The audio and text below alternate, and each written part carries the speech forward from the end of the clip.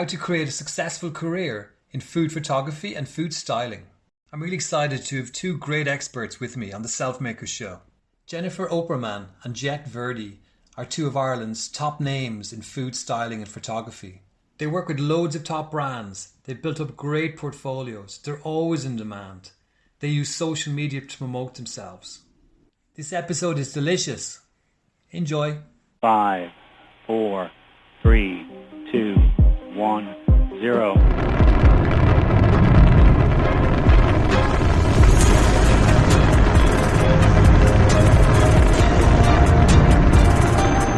Welcome to the Selfmakers Show.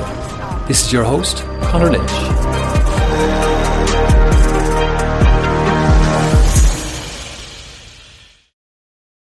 Hi Jed, hi Jennifer, how are you today? Hi Conor, Jennifer. Hi guys, how are you? All very good. You're all looking great. Thank you so much for joining me today. Just really wanted to talk to you guys about your careers. I've been admired of your work for a long time, and you're both in a similar space. So I thought it'd be really interesting for us to get together and have a little three-way chat. So maybe just to get a little bit of an idea about your background, could we start with you, Jet? Let me tell about your career and how you got to where you are today. Yeah, so I left university after reading psychology and did a lot of kind of random things. And one of them was I owned a hotel in Mexico. And I did that for 5 years and I cooked for all the guests. And then after 5 years, I was like, this is way too much for a 25-year-old, like too hard. Didn't know what to do. So my mum actually introduced me to Ballymaloe. And so my food kind of career had really started there. And from Ballymaloe, I then went on to do private chefing, which I didn't really take to that well. So I'm not great at being very tactful and, bending to people's demands quite so strongly. So I kind of moved into food styling and photography and have been doing that since 2014. So quite a long time now. Great. And then Jennifer?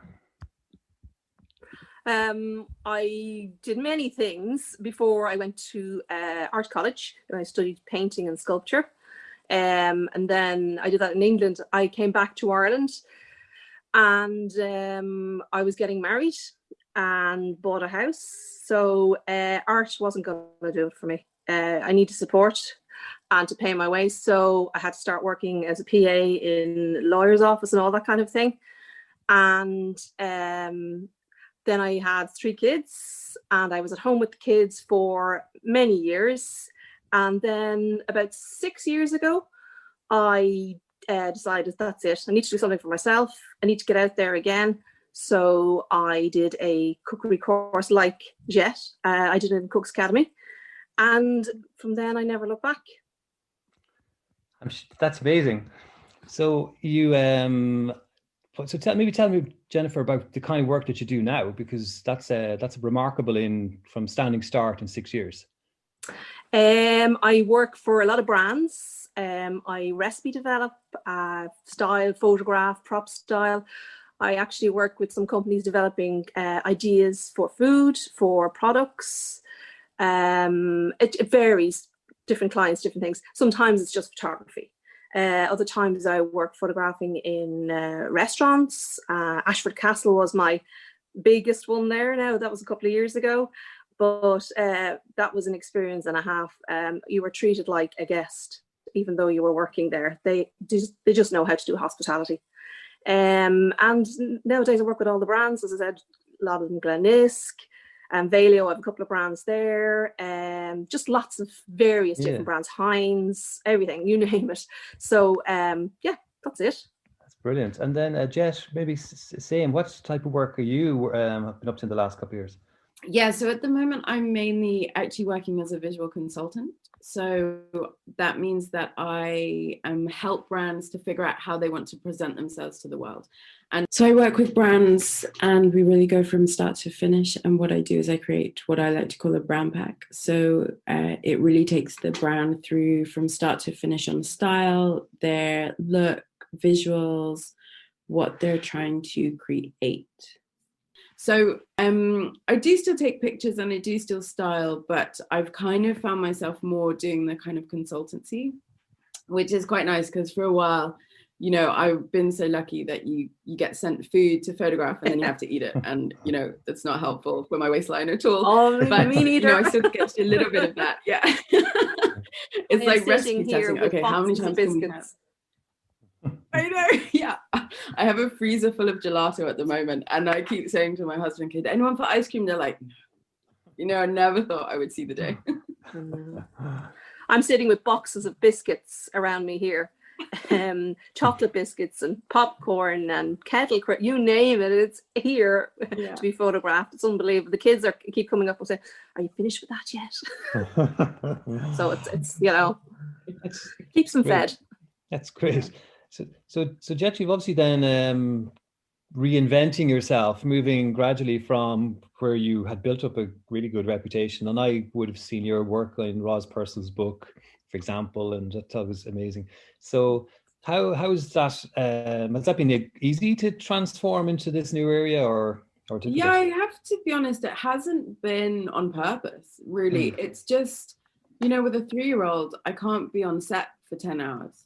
It's just not viable anymore. Yeah. So, you know, and I suppose with lockdown as well, we can't really do shoots as we used to, with, you know, 5 members of staff around the team, home ex, etc. So it's just kind of evolved. And really, I suppose now I'm in a position where people come to me, which is really lucky. You know, at the beginning, I did a lot of work, you know, at this time. And I went to lots of food festivals. So people, you know, and producers got to know me. But yeah, it hasn't been on purpose. It's definitely an evolution. And I really miss the creative side of styling a picture, seeing what works, you know, the editing. But also, I find that journey you take a brand on from start to finish is also, there's something a bit more magical about it because you get to be part of their whole process. And you know, then you see them a couple of years later and you can have seen the brand and you're like, oh, yay, you know, it's really working. So yeah, who knows what will happen in another 6 months. It's all, you know, it's all temporary. It's all a change. And it's evolving, as you say. Yeah. Definitely. I've evolved as well. You find, I'd love to go down the creative director route. I have done it a couple of times now. So that's kind of where I'd like to go, but we'll see. And so Jennifer, would you as well have experienced some brands right from the very, very start, or do you work mostly with mature brands, or? It varies really. Some startups, some brands that are well established. I have found a lot of the brands though, the startups, they don't survive as well at the moment. I don't know. Some of them though still going strong. As Jette said, there's some standout ones that do really well, and again probably the help of someone like Jette who helps them from start to finish with a good picture, a good story, and you know, they just keep going. Yeah, because I think a lot of the time people see pictures and they're like, oh, it's so easy to create, and then they try it themselves and they're like, okay, no, it's not. Yeah.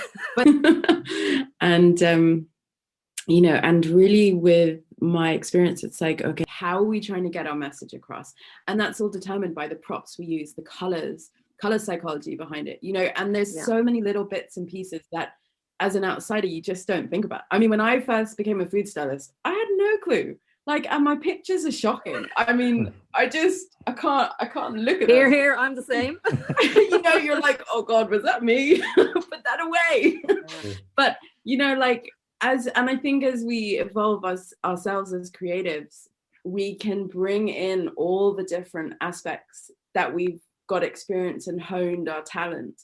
And so even now when I look at food stylists who are just starting out, you know, and I think I personally feel the more food stylists we have in an industry, the better, because it just makes us all raise our game. You know, but like everybody wants to be one. Do you find that everybody wants to be a food stylist, thinking that it's going to be great? You can see the difference. Yeah, you can see the difference between a food stylist starting out and one who has even 3-4 years experience because of the layers in the picture that they're bringing, you know. And so I just like the industry is so exciting, I feel personally. Definitely.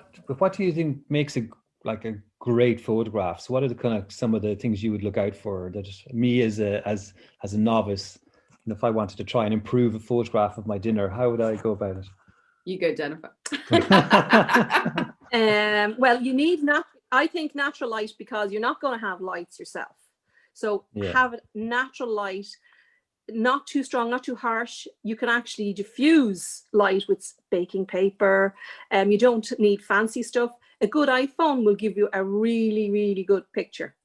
And then obviously after editing, if you're lacking light, you can reflect back with tin foil. There's so many tips and tricks that you can do in your kitchen to, show a really good dinner. And what about you've amazing props behind you, and I know that's only half them, Conor. The other side of the room is here, and it's covered in them too. So tell me about how you built up such a collection, and is that a real asset to you now as you work with a client? You're trying to say what will work for them? But look at what they're trying to. But is it light and airy? Is it a more country feel? Depending on. So I have a vast range of different, styles as such to suit each client, and then I've picked them up in markets. Budapest is a fantastic place to go if you really want something special. Just generally online. So there's some great Irish companies as well. Lovely chopping boards. Like, there's so many things you can get within Ireland. And then it's just the colours tend to kind of go more like not too much pattern, because it just it doesn't always work. So mutant neutrals and bright and light colours, and then obviously I have blacks or whatever, depending on the kind of mood you want to portray. I'm sure you find that too, Jette. Yeah, I think also it's really quite interesting how people will, maybe you find the same, Jennifer, that people will come to you because of your style. So like the customers I attract, they know my work and they want to have that type of style, so my props tend to be like linens, no patterns on plates, but very textured, kind of that more natural small batch ceramicist kind of feel, but like that, I mean, we used all of our props in our daily life. So like great. When we had supper, we get plates from the prop shelves, which I loved, because it just meant I got to use these beautiful items all the time. This house, not so much, because I don't have the space.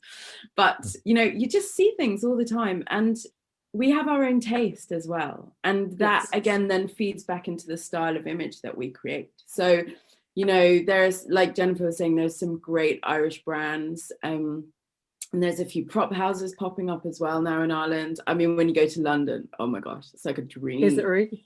Oh, the dream of walking down like 50 corridors of props and just getting to put them in the shopping trolley, It's amazing.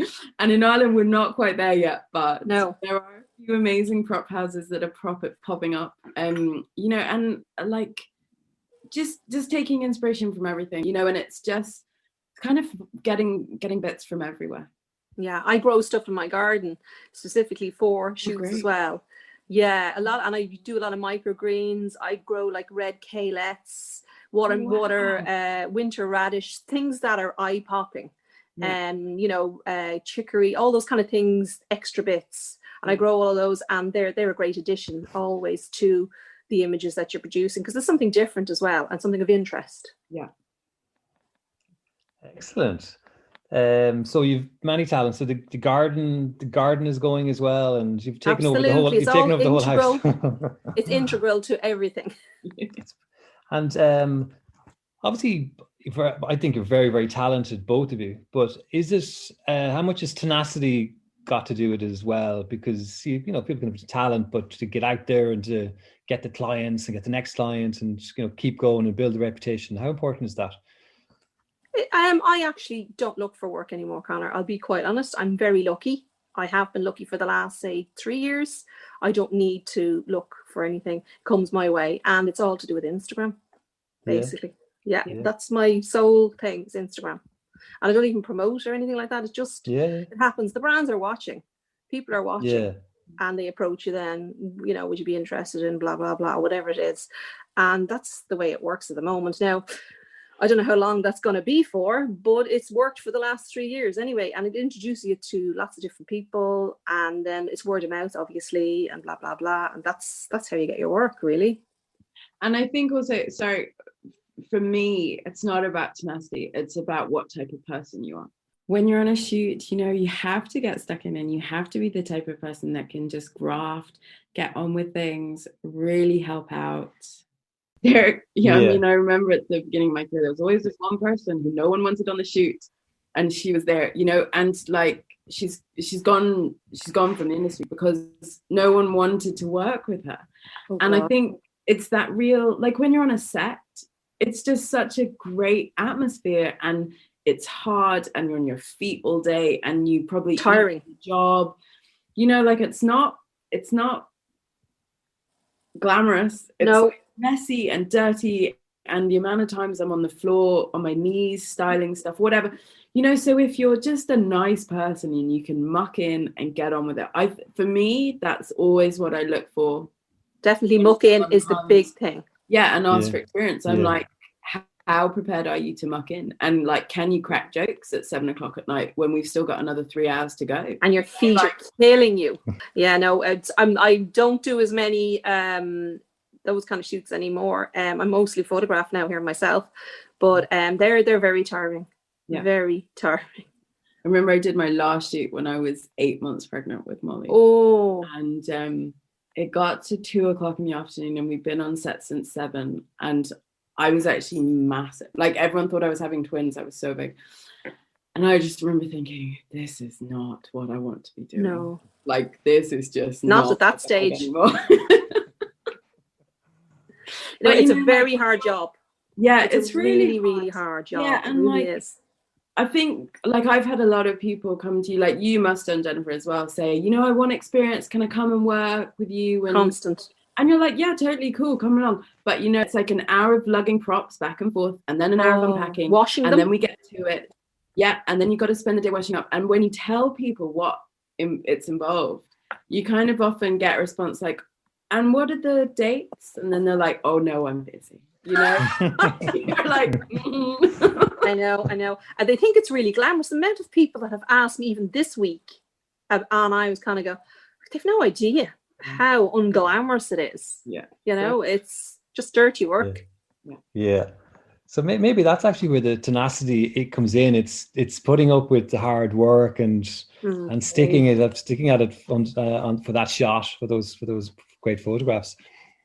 So obviously then you spend like most people nowadays spend a lot of time on your own, and you've got your work on your own. But so teamwork is very important. You said, Jette. Is there people that you work with, the partners, or you know, people that you would have worked with a lot over through the years, and maybe you want to talk about that? And yeah, definitely. I mean, I think it's so my client base is quite varied in the sense that like 50-50, I'd say. I'm hired to do styling and photography, and 50-50 I'm just hired to be the stylist.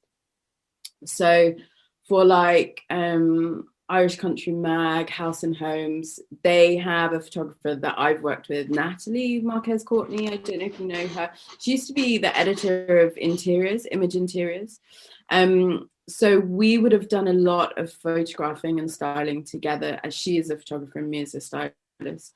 And it is important. It's that thing of, can you get on? Can you muck in? Are you fun to be around, but also produce great work?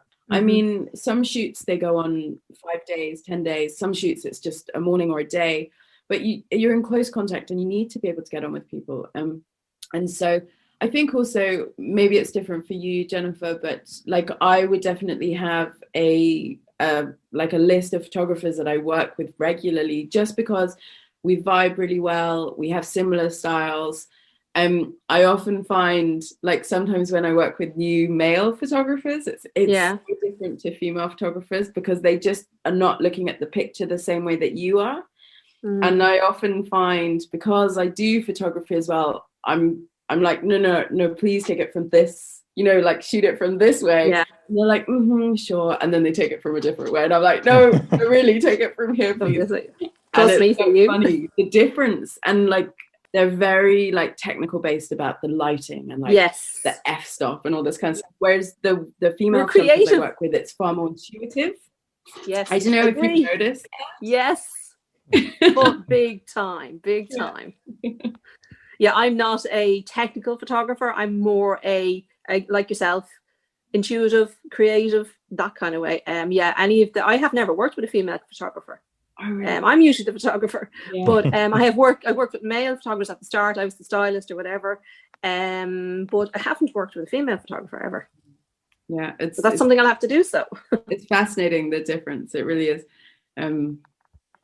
That's great. So, and you both you chosen your own name, so you built your personal brands around your own name. Is that the norm, would you say, in your sector? I think it varies, doesn't it? Some people have you know, a name like the Twisted Ladle or whatever. I'm Jennifer Cooks, but it was there from a long time ago before I even developed a brand.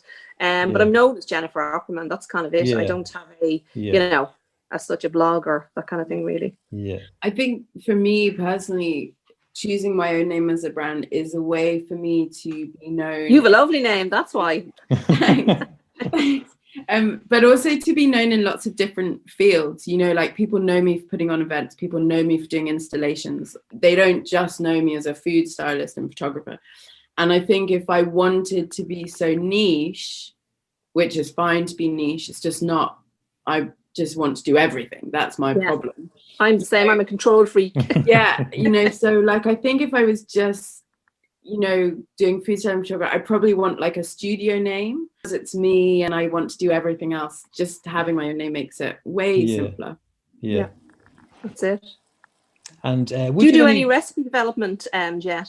No, I don't have the patience, Jennifer. I really can't. Oh, I do a lot of that. It's annoying. It's hard. That's really, really hard. I don't have patience. And you know what? When I cook, I'm so not a details person. I'm telling you all my secrets. I don't either.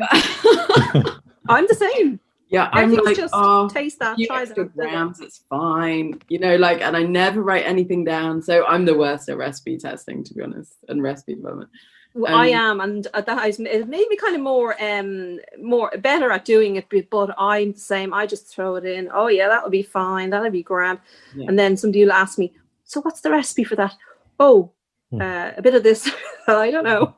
Yeah. And what is if you some advice for people who want to get into the industry? You obviously get approached a lot. You mentioned it, Jennifer. People want to get into food and into photography and styling and you know, any kind of advice, what to do, what not to do?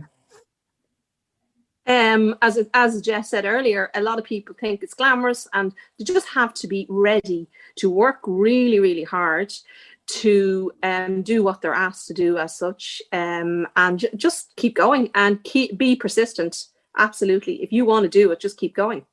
Yeah, that would be mine.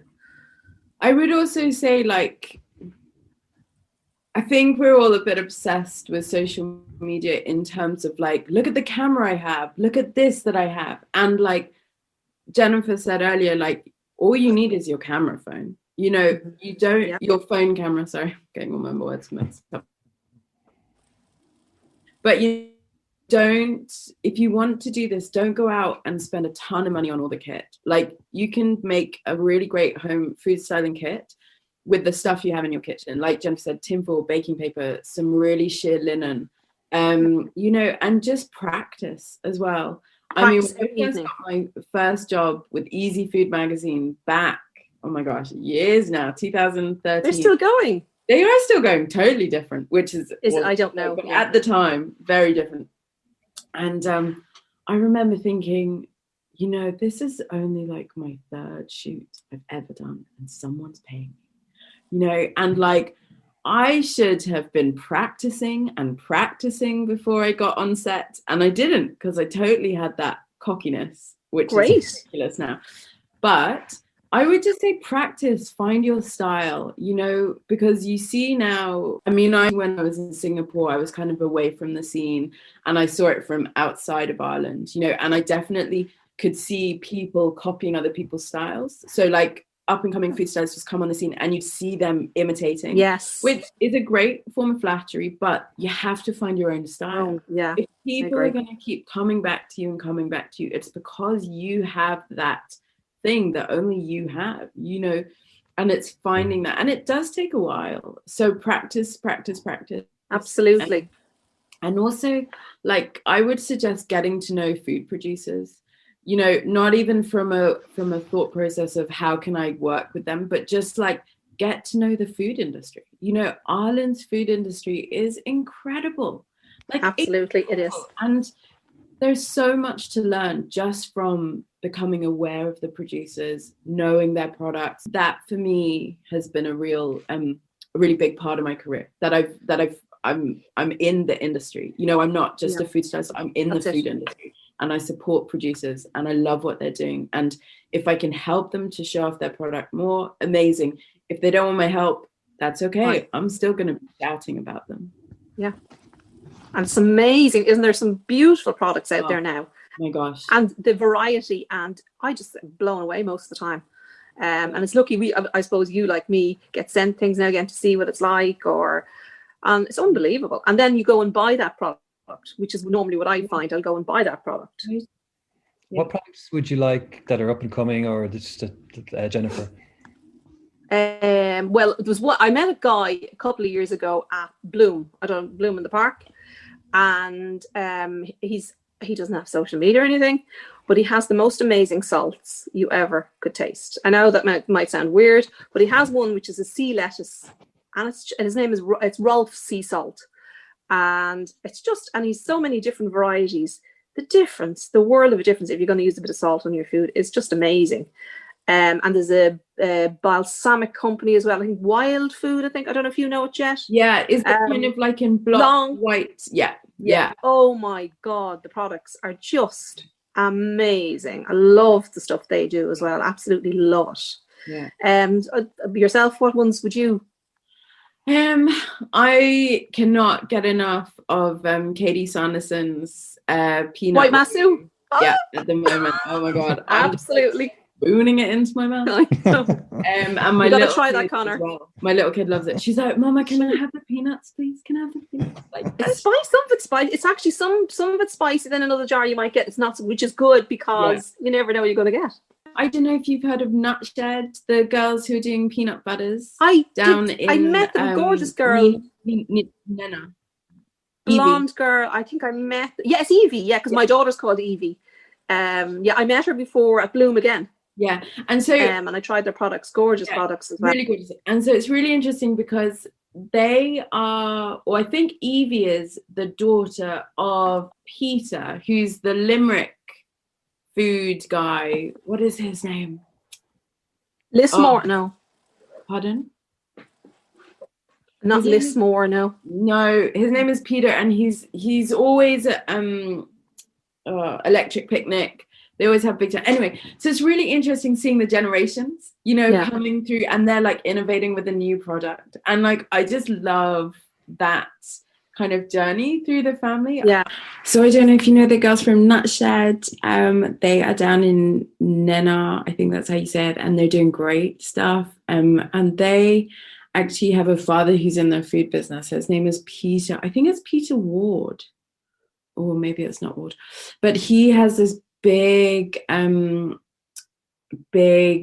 company over in Limerick at the Milk Market, and he's at all the festivals, and it's really lovely to see this intergenerational kind of shift with food producers and food businesses coming alive. And I think it's just so exciting to see that progression between the generations. I work with a company in Galway, Galmere Foods, and they produce most of the soups and stuff for Aldi, Lidl, and all of those, brands for them. But they also do their own ranges. So I've worked with them for now, I'd say about 4 years now.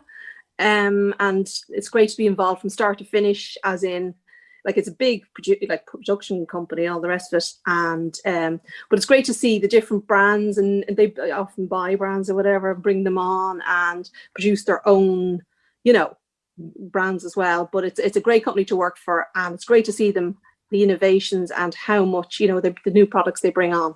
Again, as you talked about, the preservation, all that that's a big costly thing as well for them to do. This is a big plant, you know. Very good. Excellent. Is there any kind of apps or websites or places you go to kind of keep up to date? Anyone that you follow or that inspires you? Joni Simon, the Bite Shot. She is amazing. I don't know if you know her, Jet. No, I don't. She's fantastic. Oh, she's amazing. She's an educator, but she's just fabulous. She's great, and she's very good at sharing her knowledge, and she's actually very personable. She's from the States. I don't know who else I thought. I'm trying to think who else I would. Two Love Studio. Do you know them? No, another photographer, Canadian photographer again. She would have she's very good at sharing her knowledge and all the rest of it. Yourself, who would you? I would follow people like Louisa Brimble, who is an Aussie photographer. She does a lot of kind of very natural food shots out in the wild, cooking on beaches, that kind of content. Then people like Nicole Wiseman, Sandra from, oh gosh, I can't remember what her handle is now, but she's a Portuguese photographer. I tend to be honest, I don't really follow that many food Instagram accounts anymore, but I would definitely say for me, like when a shoot is getting the go ahead, like Pinterest for me is my reference board. I don't let you down. And so for me, having those visuals in front of me so that I can create a really cohesive look, you know, especially if it's a book and we're doing like 50 recipes, like making sure that the book is cohesive all the way along is really important. And Pinterest for me is a great way to do that. Yes, I use Pinterest quite a lot as well. Okay, so, Lightroom, obviously Lightroom for editing. I don't know what you use, Jet. Yeah, I use Photoshop, but I have to be honest, like I'm so bad at editing. I'm hate one of those people who also gets really bored with editing. So I try to make sure my shot is as perfect as it can be when I'm doing it, so that when it comes to like the back end stuff, but that's not always possible in the winter.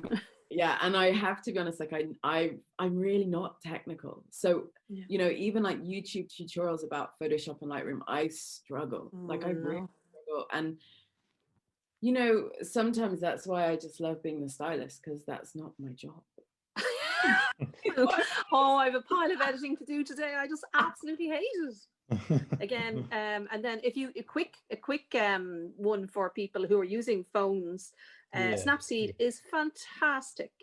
I have a little guide that I give I teach students in Cook's Academy, photography and styling.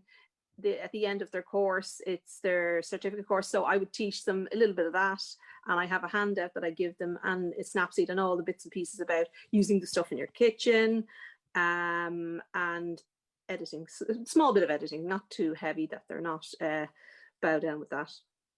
Brilliant. And just to wrap up, I suppose any kind of big plans for the future? I know I want a break. That's what I want. I find it very hard because I'm on my own. I don't know if you find that, because I'm working on my own all the time, it's so difficult. You're styling, photographing, doing everything. And it's still to be done the same time scale. And it's really not possible anymore. You know, it really isn't. So no assistance at the moment. So what can you do? I think for me, one of my big goals this year is that I really lockdown has made me really realize how much I miss traveling. And so one of my goals this year is how can I move or evolve my business and kind of move around for the year, but doing the work. So I'm not quite sure yet. If you have any ideas, let me know. Yeah. That'd be amazing. That sounds fantastic. That sounds like a job I want. When I was growing up, we traveled all over the world, and Molly is so little. She doesn't need to be in school. I mean, she's fine. She's fine. She's with you. That's it. Exactly. And, she's learned, like, she helps me on shoots now. Yeah. She's so adorable, and she'll be like, Mama, I think you put the ice cream in the wrong place. Like, she'll really tell. Does she make you doubt yourself? Oh, yeah, totally. And then I'm looking and I'm like, really? And I'm like, it's okay. Oh, quickly move it.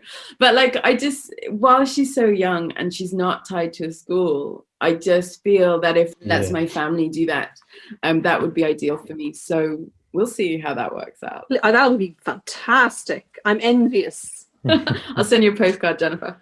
At this time last year, I was in Milan, and before all the shit hit the fan, I was thinking, oh my God, I hadn't a clue. We knew nothing. I know, that's the thing. We spent, my husband was in Singapore in January last year, and we moved back to Scotland thinking he would be joining us in 3 months' time. 7 months later, we were. Oh my gosh. Yeah. Jeez. That's tough. It's been crazy for everybody. Yeah, and we didn't know it was coming. No, at all. That was the thing. So we all look forward to hitting the road and oh my God, a bit of travel. Yeah, all especially you, Conor. You're a traveler too. You love to travel everywhere. Yeah, I was very lucky. In 2019, I got a lot of traveling in, and then it's been, but lucky I got it kind of out of my system. So it's been But I know you've always loved to travel. Yeah, absolutely. Yeah, it's always we all do. It's to sample food in different countries and enjoy the nice weather. Yeah. So I think I'll leave it there. I want to thank you both very much for having the time to talk to me and tell me about your careers. And it's great to be able to connect the two of you, and hope you enjoyed the chat. I know there's JenniferOppermann.com and JetteVirdi.com, so people can go and check out your websites and reach out to you and say hello. You're both very, very approachable. But for now, I think thank you, and no problem. Wishing you all the best for the year and for the year ahead, and hopefully we'll see you traveling around the world, Jet, sending us postcards. Yes, postcards from Jet. The Jet Setter. My new book. That's it. That's a name. There you go. I like it. Yeah. So thank you so much, and we'll talk again soon. I hope you enjoyed my chat with Jennifer and Jet, and please subscribe for future episodes. As we want to help you be your own business and achieve self-made success, I invite you to our members area for some free virtual events on members.selfmakers.com, and also go to selfmakers.com to pick up a copy of our free workbook. Enjoy!